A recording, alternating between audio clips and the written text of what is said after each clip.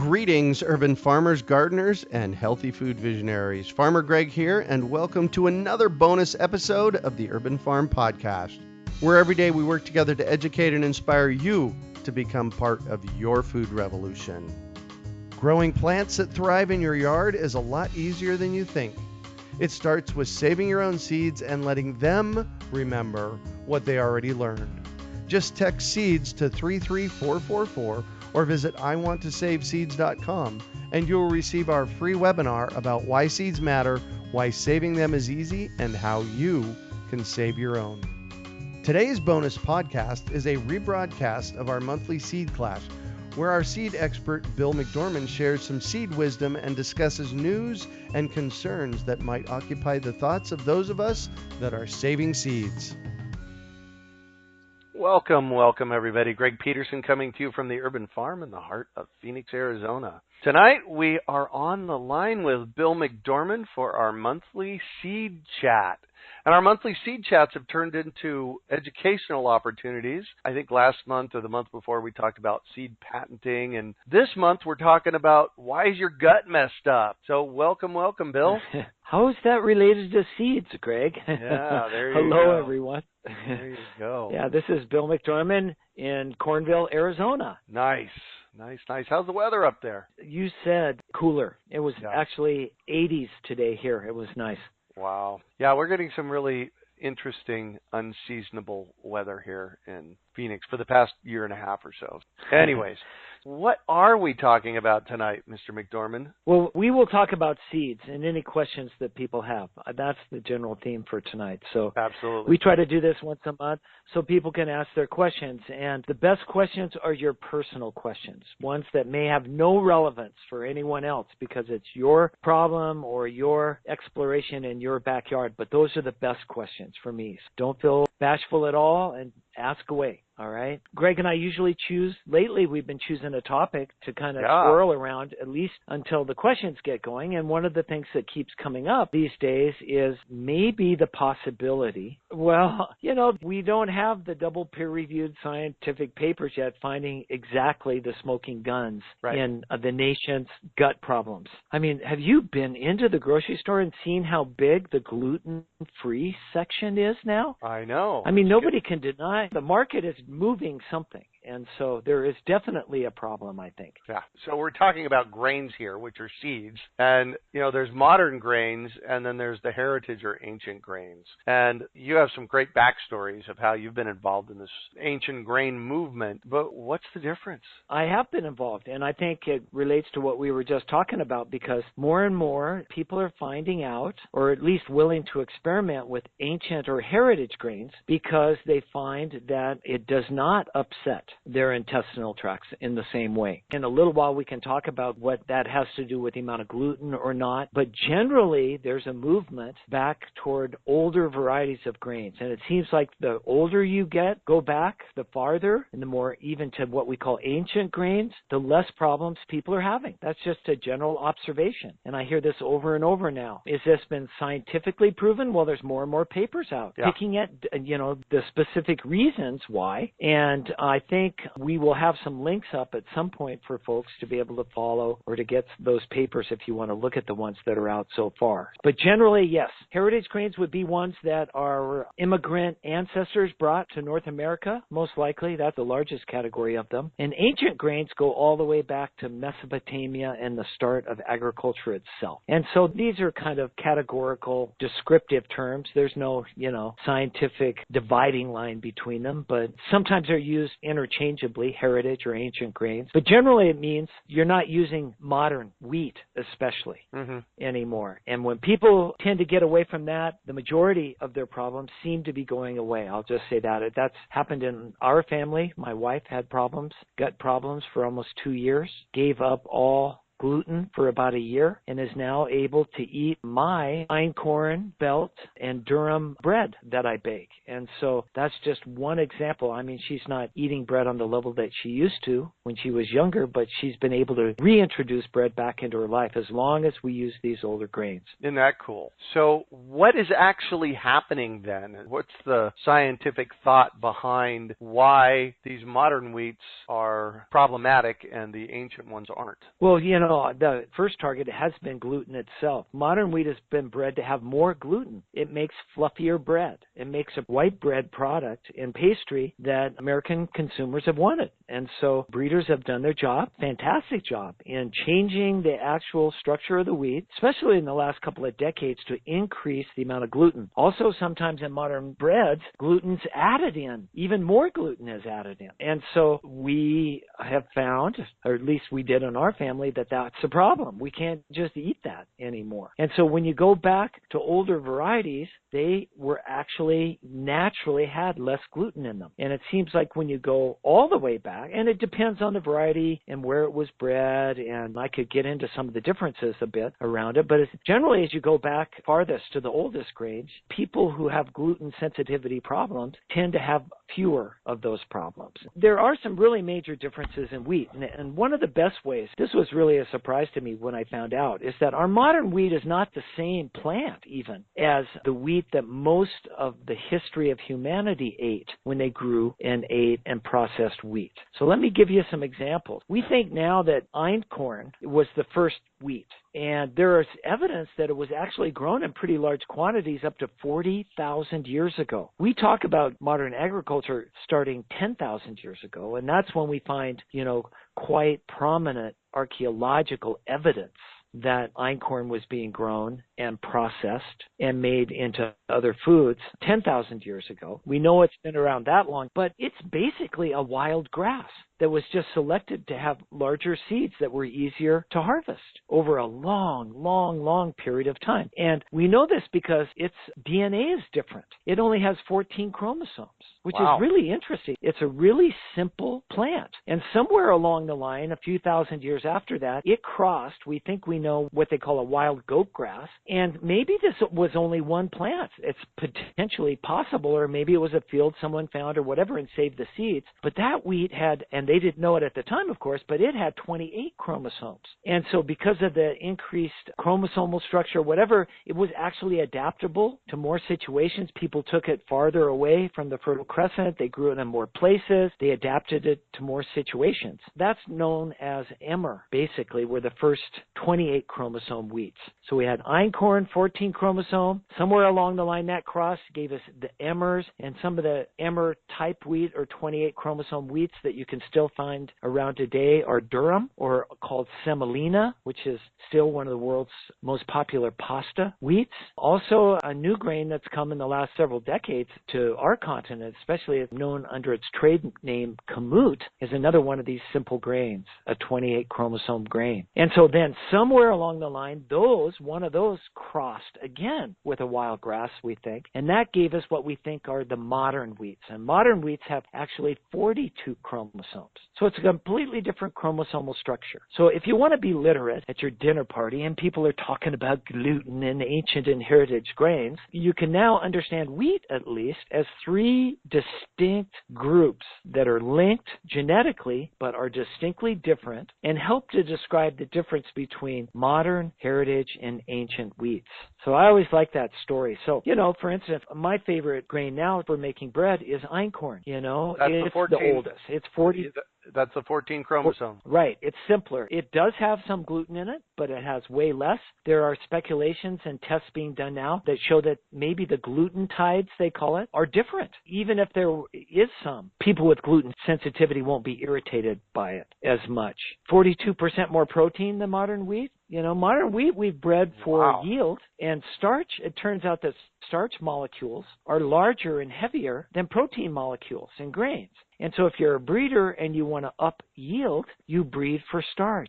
And so a lot of our modern grains have way more starch. In fact, some of the proteins, it seems, maybe even some of the amino acids in our wheats are starting to drop out or are found in lesser quantities. And so go back to the ancient ones and you just get all this other nutrition. And this is, great bakers and cooks will tell you that equates, that diversity in protein and more of it also equates to more flavor. Mm-hmm. And I think this is where you're starting to see these superstar celebrity chefs now are starting to champion ancient and heritage grains in their cooking also. So it's all kind of tied together, and it's really actually exciting. There is what we're calling the fresh flour movement. This is another way of looking at this. Not only have we in our family gone back to ancient and heritage grains in our diet, but we fresh milled them. There are some studies that show, I haven't seen a definitive one, so you can take this with a grain of salt, but it does make sense that maybe up to 40% of the volatile oils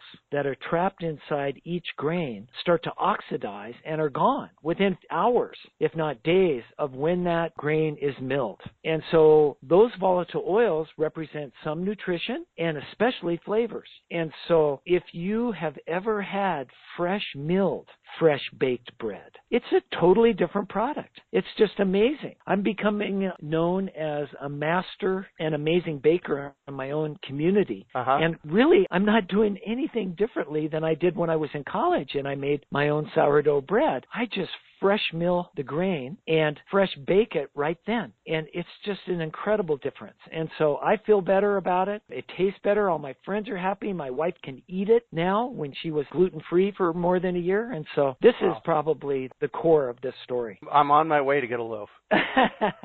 We're starting to see craft bakeries spring up that are based on these principles. Don Guerra's Barrio bread in Tucson, Arizona is just becoming famous. In fact, he's doing seminars and teaching classes now all over the world. And really what he's done is gone back into fresh ground, fresh baked bread. It's really fun to walk into his bakery because, a modern bakery, first of all, we don't have a lot of small modern bakeries anymore. We do have some, but Don did something really special, I thought. He put his ovens where he bakes the bread right out in the front of the shop. So when you walk in, it's hot. And he's in there and he's got his paddles and he's putting loaves in and out of the oven. And you have to kind of move to the side and get out of the way. And he wanted to bring that bread and that whole process and get people involved in it right out in front. And then over on the side, kind of toward the back, is a little table where he takes your money if you want to buy bread. And that's all he does is bake and sell bread. It's really a wonderfully simple thing. And I think that symbolizes kind of where all this is going. We've forgotten how good all of this stuff really is when we do it right. Yeah, no kidding. No kidding. So I've kind of been privy to your bread baking, that spoonerism coming out over the past probably couple of years. And I'm really curious to know, is this a time-consuming thing? Because I know you've actually gone to the point of you're actually growing your own grains as well. Talk about what it takes to do this. It does take time, and it's work, but it's fitting well within my lifestyle. I'm in my mid-60s, and it just works. I'm a gardener, you know that, and I'm actually just fascinated now with gardening with grains. If you've never gardened with grains, you are in for the treat of your life. The amount of diversity. We've got, purple Tibetan barleys. We've got black-awned Maori wheat, which has black awns. Those are the little hairs that come off of each kernel. They're 4 inches long and black. I mean, it's the most beautiful ornamental thing you've ever seen. We know now from experimenting, and there's several people, Dr. Ralph Bush, who teaches at the Air Force Academy. I'm lucky enough to see a seminar he gives every year at the Grain School that we help sponsor. The Rocky Mountain Seed Alliance has partnered with University of Colorado, Colorado Springs, and Dr. Nana Meyer there. And every January, second week in January or so, we have a grain school. And Dr. Ralph Bush comes and presents. And he's an interesting character, Greg. He's a professor. He teaches at the Air Force Academy in Colorado Springs. He's an engineer and metallurgist. But he's also a passionate grain grower in his own backyard. He gardens grains. And he puts up little charts. He knows how many cookies, how many pizzas, and how many loaves of bread he can bake on his 100-square-foot beds that are in his backyard growing grain. And so, I have a friend here that lives in Sedona, Arizona, Monique. If you're listening, hello. She was just telling me 20 loaves she figures she's going to get out of 100 square feet this year, growing her own ancient grain. She's got Sonoran white wheat, which was the first wheat brought by missionaries to Arizona 400 years ago. Right. And they're all so beautiful and so different. We've got purple ones, blue ones, ones, black ones, blonde ones, tall ones. They come from all over the world over this 10,000-year period. They come with stories. I just planted Queen of Sheba barley that supposedly came from the Queen of Sheba. I mean, how fun is that? You know, and then I get to harvest them, and I get to fresh mill them, and I get to bake my own bread, and then I get to serve it to my friends with all those stories. I mean, you just can't beat the fun. And so, yeah, it's time-consuming, but it's not overly time-consuming. And if you're a gardener anyway, you know, you're going to have to learn how to thresh. In some cases, some of these grains are really easy. You just bang them into a trash can, and the grain falls out. Maybe pour it in front of a fan to winnow it, they call, so the chaff blows out. Others, like the belt and einkorn, the grain itself comes off the plant with a hull on it, they call it. Mm-hmm. And so you have to rub it on screens or find a way to de-hull it before you can actually grind it. But that's just all part of the fun. And if you've got chickens, there's never anything to waste. So it's really been a wonderful way for us to incorporate this whole new level into, you know, our gardening experience. And, you know, this is something that we should all think about for a second. You know, we've got this really beautiful local food movement. You know, you and I have been part of the permaculture movement for a number of years now, you know, food forest in your own backyard or whatever, but the fact remains up to 70% of our calories come from grains. Right. They just do. As modern creatures, that's what we eat. And so, you know, we've got a wonderful system that we started now with our farmers markets and all these things, but most areas do not grow or sell any of its own grains anymore. And that's just totally different than it was 2 generations ago. Every area had its own local grain economy. And it was based on varieties that either, you know, that were brought to their area by immigrants or were passed into their valleys and have their own stories. And here in Arizona, some of those stories, as I said, go back 400 years for some of these grains. And so, you know, part of what we're doing at the Rocky Mountain Seed Alliance and part of the goal of our grain school at UCCS and our Heritage Grain Trials program is to resurrect an interest, first in gardening with them, because we don't have a lot of seeds of these older ones. We need to help increase the seeds. And then we're hoping that within 2 to 3 years, we'll have enough to pass 20-pound bags onto the farmers in our areas so that they can really start doing the work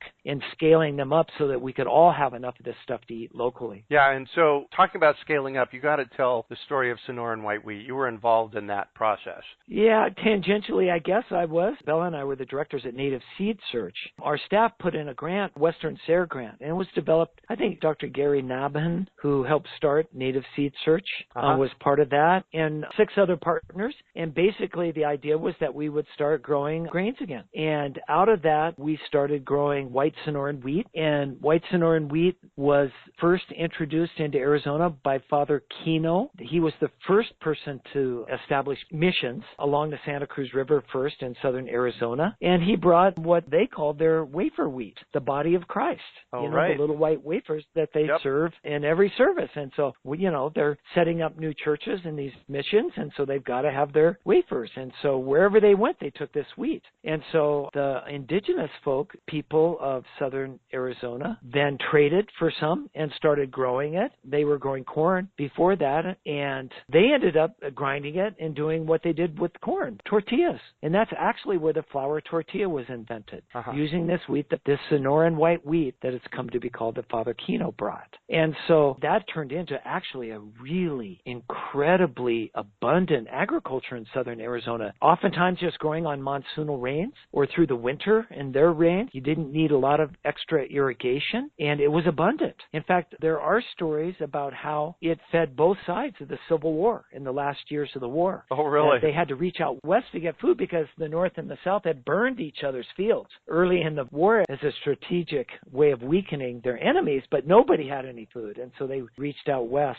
to the Gila River Valley, and there was so much grain being grown here at the time. Just to give you an example of how abundant it was. Then the modern era came. The Gila River was dammed. The whole Elegant system lost its natural water out of the Gila River, and the canal systems that the Hohokam had actually originally dug. They're ancient peoples. And, you know, within a generation, the Gila River Indians, we call them now, were starving almost. And the wheat disappeared, actually. And through some of the good work, I think Dr. Nabhan did, through Native Seed Search, there's others, they found the original strain, they think, of the Sonoran white wheat that was grown in southern Arizona. Just handfuls. And so this grant that we got, this SARE grant, a few years ago in southern Arizona was the first real structured attempt attempt to grow it out again and make it available. And I'm happy to say that, when we left there, the word was there was over 1,100 acres of it being grown again in southern Arizona. And so you can get access to those grains. Hayden Mills in Phoenix, Arizona, BKW Farms in Marana, Arizona. One of the people that came along just after we started that process at Native Seed Search actually came to one of our first grain schools, Ron Wong, a proud graduate. And now I stopped by and saw him. He's got about 185 acres of organic heritage grains growing. He's starting to bring that back. He's growing a lot of grain for Don Guerra at Barrio Bread. And so these are just little examples of how the local grain economy can get started again. And it's because there's a market for it. People want to try something different. And once you do, boy, you'll never go back. That's just my own opinion on it. This is kind of a curveball here, but I'm going to throw this out anyways. So as a gardener, one of the things that I use to garden with is straw. Bales of straw. Right. Straw, right? The problem we've run into with straw these days is if it's not organic, it is drenched with chemicals. Absolutely drenched with chemicals. So one of the really cool things that's happening is all of a sudden with all of these, the ancient grains and heritage grains being farmed, they're being farmed organically. So all of a sudden we have a source for organic straw again, which is huge in the gardening arena. Wow. See? Multiple uses, stack your functions. I love it. Yeah. Here in the Phoenix area, Jana over at Pinnacle Farms raises, the Sonoran white wheat and some other ones, some other heritage grains, and, I get straw from her. Wow. Well, and, if you grow 100 square foot of grains in your yard, I'll bet you get enough straw for 2 or 3 beds out of that. Because one of the other things that they've done with modern wheats, and this just helps keep them from blowing over in the wind, from wasting energy on the stalks, and then the more energy the plant can go into the head, so yields are up. But modern grains are really short. They don't have a lot of straw. But you grow einkorn or Sonoran white wheat, and it's chest high, so you get a lot more straw anyway. The roots are way deeper, so they need less water. They get more minerals that way. There's speculations about that, too. But, grow your own straw. Grow your own grains, grow your own bread, grow your own straw for your garden. I love that. So talking about growers, there's a movement out there. There's actually growers growing these ancient grains. How are they marketing their seeds? Well, there's not enough growers yet in our understanding. I mean, this is still a little craft sort of thing. And that's the biggest question every grower has. How do I market? Is there a market, first of all? And how do I do it? And so, the modern world and the internet have lent new opportunities. BKW Farms in Marana, Arizona, they sell priority mail boxes with 25 pounds of grains in them. They take advantage of the U.S. Post Office and they put them in 1,000-pound totes. And when I was talking with Ron, he said, I just sent all these totes of Sonoran white wheat to New Jersey. He said, Bill, can you believe that? People in New Jersey want to buy my grain, And so, so I asked him how it was working, and he's doubling. He's scaling up to 185 acres this year because he's been able to sell what he's growing. So that's a real on-the-ground report of some success along these ways. I know Hayden Mills, which bought the old Hayden Mills rights and names, actually mills some of the grains that they're growing with their grower into flours and other things. And then they sell all of their stuff online also, Hayden Mills. You can find them online to buy stuff. Another friend I've made in the last year, he's actually the largest einkorn grower in North America with last summer, Jade Coyle had about 600 acres under contract with growers for him. He won in an auction, einkorn.com. And so he sells his online over the internet. And so these are direct farmer, to consumer connections. They're really great. The whole West Coast is reached by Azure Standard, which is a trucking company that delivers, organic. They have a full line of belts and emmers and einkorns and durum wheats and barleys and corns. And if, you get into their program and you buy enough, there's no shipping cost, to get those 25-pound, 50-pound bags delivered to your place. And so I think the farmers that are learning to sell into those kinds of food hubs are having success also. Those are just some examples of things I've seen, Right. And so also, and we get this question occasionally, people say, well, can I take those 50-pound bags, which is essentially food-grade einkorn, and can I plant some of it? Oh, yeah. Yeah. Those are the seeds. Those are the seeds. Plant them. Grow them out. One thing to be aware of, if you have an ancient grain that is not hulless, as I mentioned before, like einkorn and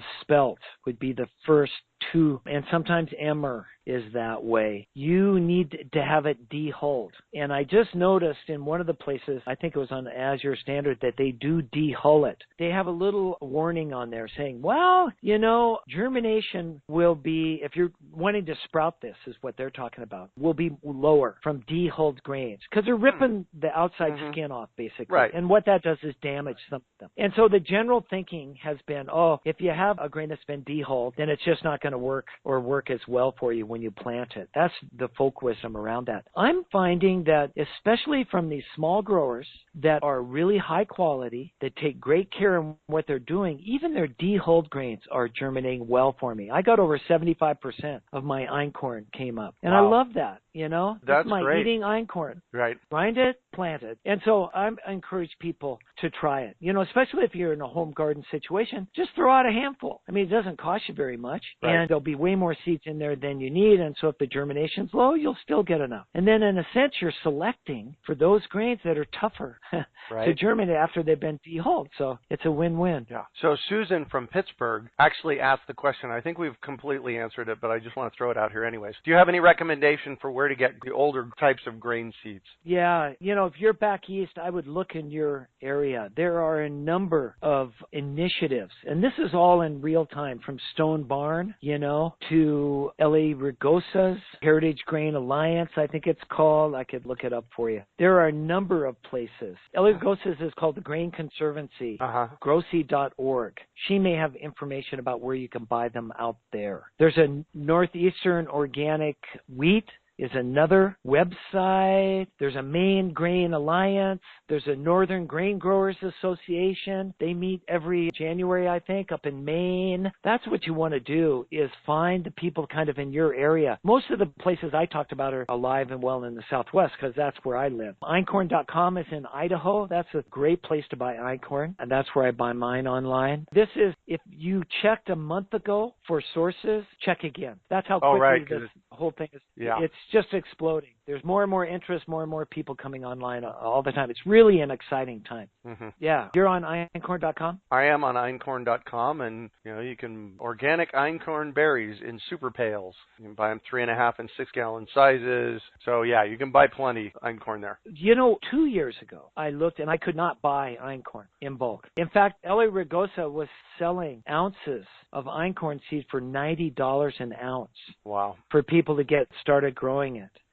I mean, the fact that it's available now and widely distributed has just come about recently. Right. So this is really an exciting time to get into it. The other thing you'll see if you go to einkorn.com is Mock Mill, M-O-C-K Mill. This is the brainchild of Wolfgang Mock, and these are stone mills. These are desktop home stone mills that are state-of-the-art, and they are so beautiful and they work so well. And I could go into the whole story, but that's what I have, and I highly recommend my Mock Mill to everyone. That's changed my life. I mean, I started like everyone else. I thought, I have a hand grinder. I'll just grind my own grain, But if I'm making 2 loaves of bread, that's 45 minutes. When I use my Mock Mill, it's 1 minute and 40 seconds, and it's better.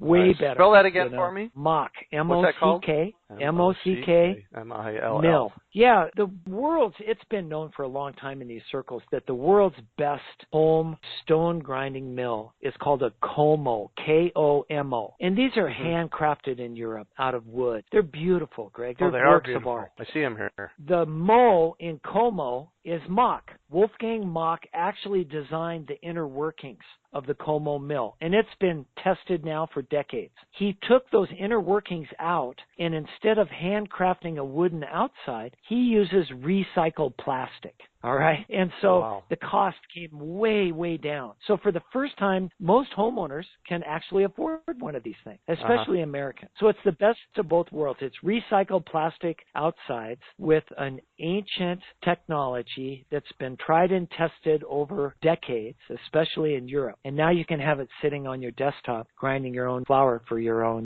bread or your own pasta. Beautiful. They have the Comos for $400 on Amazon and the Mock Mills for $300. $300. That's, yeah, for what it does, it's not bad. You can look around, and Rocky Mountain Seed Alliance, we've been promised that we'll be able to offer a small discount for them too. So look around. Mock Mail 100 and Mock Mail 200s, and the 100s are actually $100 cheaper, and they're fine. They're the same. That would be adequate for most homes. Perfect. I mean, you could run a whole community off a 200. Growseed.org, they have a black emmer wheat, spring red fife, so you can buy that there. I just was doing some Google searches, so they're it's easy to find that stuff. Ellie Rigosa, who runs the Grain Conservancy at growseed.org, also has a new book about grains and the history and heritage grains. And she did research on the nutrition. It's pretty amazing. Mm-hmm. I think that's available through Chelsea Green. So you can read what was the name of that book? I will look for you. Again, I prepared some links, and I'll make sure Greg gets those. For the show notes page, yeah. Susan also says, thanks for the ideas on to find ancient and heritage grains locally. If I understand correctly, as long as the grain is organic, then the seed you buy to eat is also good to plant. Yes, that is the case,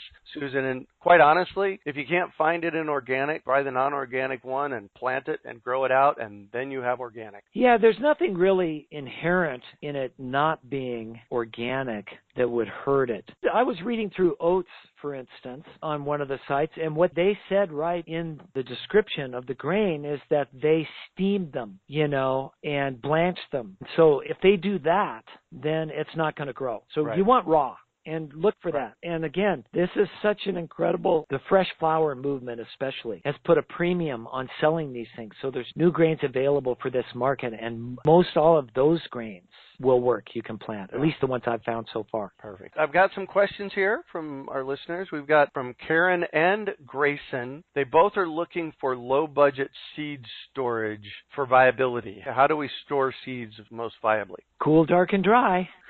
That's, whatever it takes to do that. Don't overthink it. We talk about this a lot. Keep it below 80 degrees Fahrenheit no matter what. If you live in the western United States and most of the arid west, humidity you'll never have a problem with. If you live in an area that has more humidity in the air, just don't put them in the container you're going to store them in on rainy days or high humidity days. Wait for a drier day to do that. You can also supplement with those little desiccant bags of silicone that come in almost everything that you get from Amazon these days. And just don't put them in the sun, They don't have to be perfectly dark. But those are the values that you always want to store with. And so, traditionally, there's probably, you could almost draw a conclusion and say the majority of the world's seeds for the majority of our history, human history, have been stored in clay somehow. It seems to be the perfect medium. The clay draws the moisture out, it insulates it somewhat, and keeps it cool. Perfect. So here's an interesting question. This is from, and what caught my eye on this is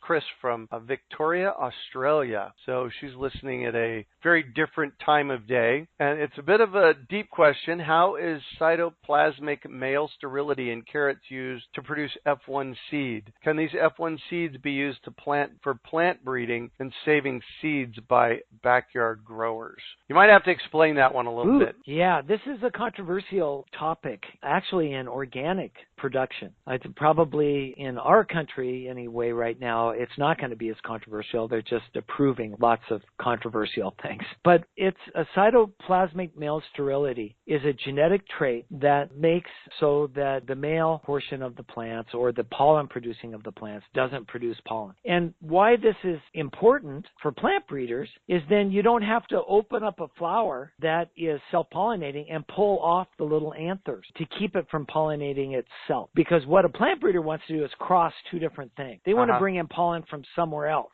And you can't bring in pollen from somewhere else if the flower actually produces its own pollen. So you can, up until modern times, the only way to do that, and that's what Mendel did with peas, is he physically opened up the flower and got some tweezers and pulled the anthers out of there, the pollen-producing little filaments in the flower. He had to do that. Well, modern breeders instead will put the traits they want in a male plant that they're going to cross with something else. And in the female plant, they'll cross in a cytoplasmic male sterility. They'll put genetics in that plant that keep it from producing those anthers or that pollen in the first place. And so to do their cross, all they have to do is bring in pollen from somewhere else. It really makes it a lot easier for a number of plants, like carrots and cabbages especially. In fact, I think the original genes for this came from cauliflower, if I'm not mistaken. Now, can you save seeds from an F? So say you buy an F1 hybrid that has been produced and one of the parents had cytoplasmic male sterility, and you want to know if you can save those seeds. Well, of course you can save them. Will they be good? My guess is that a lot of them won't, that trait will carry through. I don't think it's a dominant trait, but I don't know, and I've never done this, so I'll just say that. But my guess is that you could still save seeds from that, and that it may take some tricks down line, what we call recurrent backcrossing, and you could look up what that means, and you may already know because you asked such a sophisticated question.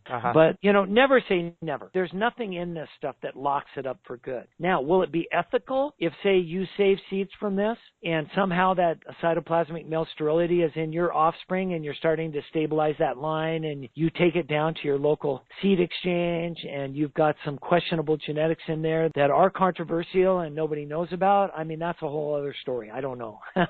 But I don't know that you can't save seeds. It may be, but it would take somebody with more specific experience around that. In fact, we may have a listener on the line, Joseph Lofthouse, that knows the answer to that. And so instead of writing a question, Joseph, you could always write us an answer. And then hang on, and by the end of the program, if Joseph answers this, we'll get the answer. How's that? Love it. So I want to jump in and just talk about our Seed School Online here just for a couple of minutes. Bill and Belle and I go back a decade and a half maybe. And when you guys first started offering Seed School, it was only live and in person. I think I came to one of your first Seed Schools and did some teaching up in Cornville, but then I actually attended Seed School in Tucson in 2011. At that point, I said, man, we need to put this one online. I was going to say that's how this whole thing got started, and we just didn't know how to do it in 2011. Right. It seemed like there was software out there, but it seemed like a really difficult thing. But you're right. The very first Seed Schools were in 2010, so you were there in 2011, and originally they were all live. It started as a 10-day program. We were trying to copy the 2-week permaculture courses that were going on, and then we ended up shortening it to 6 days. But that's really how it got started. You're right. Yeah. Well, shortened it to 6 days and then boiled it down to what are essentially 9 lectures that cover the gamut of what you cover in a 7 to 6 day course. We lost track at 50 and more than 1,000 graduates. And so, we took a lot of feedback. The Seed Schools we do today are way different than the ones we started with. Yeah. Those were started with almost 30 years of experience trying to teach people how to save seeds. That's my background. We did all these courses and we kept honing. We got feedback from every course. What do you want to learn? What do we know that you need to learn if you're going to be effective, even though you may not think it right now? I mean, there's all sorts of stuff that goes into the thinking to put this together. But anyway, the opportunity you allowed us through doing a Seed School online was incredible because it gave us a chance to narrow down to the most important topics, but in some ways to have the time to stretch out where we needed to stretch out and tell some really great, meaningful stories. And so it's just really a great product. But, each one of those lectures, I told this to a friend the other day again, each one of those Seed School Online lectures took about 40 hours of work on my part to put together. I mean, it just takes way longer than you think. It sounds like it comes off pretty easy, but boy, there was a lot of work that went into making sure that it came off that way. And so I think it's a truly phenomenal condensed,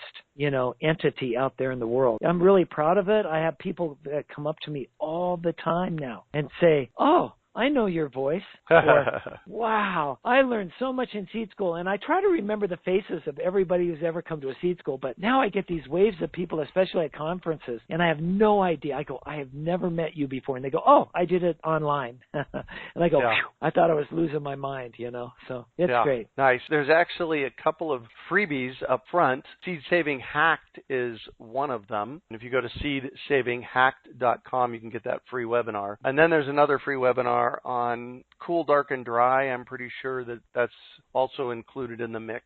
But then there's the 7 pre-recorded online classes include classes 1 and 2 are the spirit, magic, and power of seeds and the history and structure of the modern seed industry. It's really important to know. Give me literally 30 seconds on that. Well, if you don't know why we should do this as modern creatures, you probably won't do it for very long. And so that's the why, and we've seen 20,000 small seed centers or companies become 3 in the world in the last 4 decades. And so that's the 30-second version. Of course, it's more complicated than that. Yeah. Huge centralization. And with that, a loss of diversity, a loss of the things that you could actually grow really well with stories in your own backyard. We're part of the movement to try to bring that back. And that's what Seed School Online is all about. Beautiful. And then class 3 is Intro to Mendel's Genetics and Selection and Evaluation. That's a more technical class, but you do a really good job of presenting it. Feedback, Have you ever thought about Mendel with just enough Mendel to understand what you're doing in saving seeds? I mean, it gives it a whole context. It's real. Of course,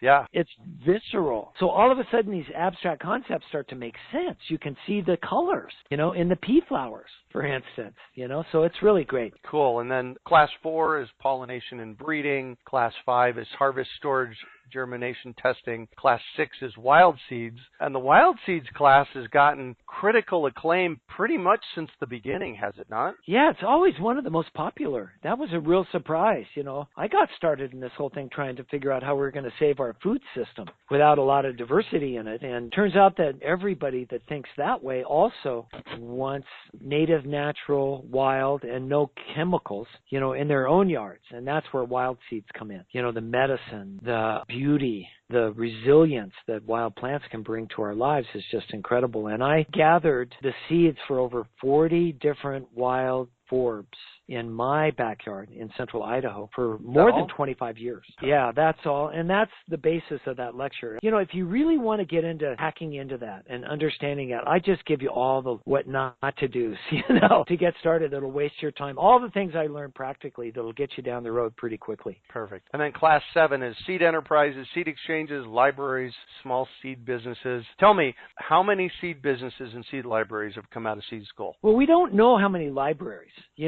There was an estimate that it was more than 100. I don't know, because what's happening now is we've got over 70 teachers that we've trained. Nice. So we do teacher trainings, and so those are teaching courses, and then some of their students are starting libraries. And so it's getting really complicated. There are about 500 seed libraries in the United States, though, altogether. We just happened to be there talking about it, as it got started. And I counted definitively, and I think it's a little bit more now, but at least 13 seed companies have come out of our students. And so I'm really proud of that also. Yeah. Beautiful. Yeah. Beautiful. So, Seed School Online, that takes you to a page where you can look at signing up. There's a great video there, talks about the course, and so on and so on. The free webinar is seedsavinghacked.com. If somebody wanted to learn about grain school or Seed School teacher training or doing a Seed School in person, where do they find out about that, Bill? RockyMountainSeeds.org.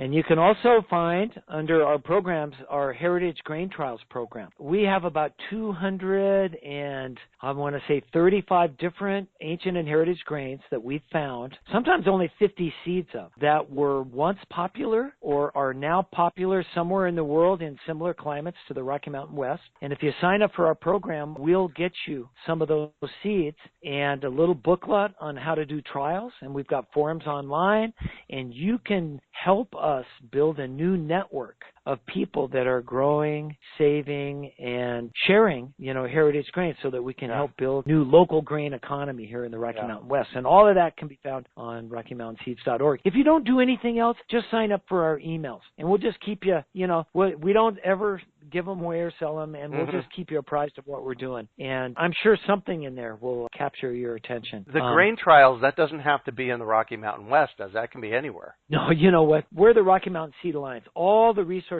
we have that we focus are in our region, but we're open to anybody. And what we're finding is that other people don't have a good regional, nonprofit seed conservation organization yet, so they're tapping into ours to learn how to do it, to be part of something until, they can help start one in their own regions. And we love to help other people do that. Well, and here's my question. If Susan in Pittsburgh, Pennsylvania wanted some grains to grow out, could she get some from you? Oh, yeah. We have 83. There you go. I just checked. We have 83 trialists. If you'll go to the Rocky Mountain Heritage Grains, under our programs or under our resources menu, you'll see a thing where it says search our directory and for grain trialists, and you can search the directory and you can actually bring up a map. And our grain trialists are all over the United States. And what's neat is that even if you're in Pennsylvania and there's somebody near you, you can click on it and get their address or their email, and you can email them directly, and you guys can share grains and information. And we're not even involved. We're here to help network everything, not to build a new organization. So I just want folks to understand that. We're click and mortar. We don't have a building.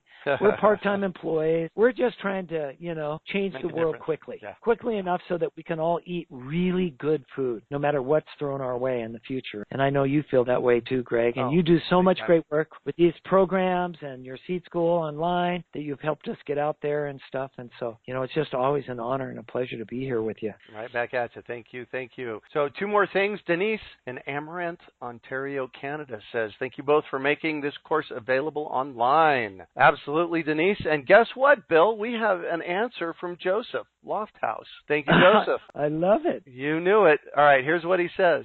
CMS in carrots is visible in the flowers because they don't produce anthers. It's easy to see and eliminate. In most cases, our experience is that F1 carrot hybrids only produce seeds if pollinated by some other variety. That is usually wild carrots, Queen Anne's lace. And then he follows it up by saying, so they are horrid. I don't know why they're horrid. Maybe you can say why. That's his whole answer. Well, that's great. See, I'd forgotten that. You can actually look into the carrot seeds then in your F2 generation and see if there's cytoplasmic male sterility or CMS. You will actually be able to see flowers without anthers. You'll have to get, a loop or a magnifying glass, and you'll have to look at regular carrot flowers so you know what those anthers look like. But that's really a great tip. Thank you, Joseph. I'll remember that. Joseph Lofthouse is a phenomenal plant breeder. If you'll Google Joseph Lofthouse or land race seeds, you can get a copy of his list. I think it's online, and you can get some of his incredible projects he's been doing in trying to create new land races. His family name is famous. As I was telling Greg, one of the most popular wheats grown in my area of the world, Idaho, where I grew up, and in northern Utah, in the early part of the 20th century, was known as Lofthouse wheat, which came from one of his ancestors, I'll call him. And so Joseph's just carrying on in a long tradition. And so, tap in, and thank you, Joseph. Thank you, thank you, thank you. You know how much I love you. Nice. And Susan says, thank you for all the work that you do. Janice from San Jose says, will this replay? Yes, this will replay. It'll replay through the link, this link that it will stay live. We will also pull it off, and here in about 3 weeks, it'll get posted in my podcast. I am the podcast host for Urban Farm Podcast. If you haven't listened in, listen in. We do 2 podcast episodes a week with absolutely amazing guests. So thank you very much, Bill, for joining us. Oh, Jan also says that she'd gladly put a donation of $15 in. Jan, that would be awesome. Thank you. Apparently there's a button on the screen that you're watching, that you guys are looking at for a donation. If you want to throw in donations, you can do that there. So, Bill, thank you so very much for all that you do and for continuing to play. I love that we get together once a month and do these. So thank you so much for that. Back at you, big guy. It's been a great and is and will remain a great friendship. So let's keep rocking it. Woohoo! Absolutely. And thank you all for some of your precious time and spending an hour and 5 minutes with us. So thank you. I hope you enjoyed this. Check out Seed School Online or Seed Saving Hack, Urban Farm Podcast, Rocky Mountain Seed Alliance. This work we're doing is to change our food system. And what I always like to say is join the food revolution. It's our job to get it done. Thank you. Farm out, and I will catch you on the flip side. Growing plants that thrive in your yard is a lot easier than you think. It starts with saving your own seeds and letting them remember what they already learned. Just text SEEDS to 33444 or visit iwanttosaveseeds.com and you'll receive our free webinar about why seeds matter, why saving them is easy, and how you can save your own. Today's bonus podcast is a rebroadcast of our monthly seed class, where our seed expert Bill McDorman shares some seed wisdom and discusses news and concerns that might occupy the thoughts of those of us that are saving seeds. We hope you enjoyed today's episode of the Urban Farm Podcast. Remember to listen for tips, advice, and resources to help you on your journey with urban farming. You can find us on the web at urbanfarm.org or send us an email to podcast@urbanfarm.org. In the words of Vincent van Gogh, great things are done by a series of small things brought together. Be encouraged that with each lesson learned and skill developed, you are one step closer in the direction of your dreams.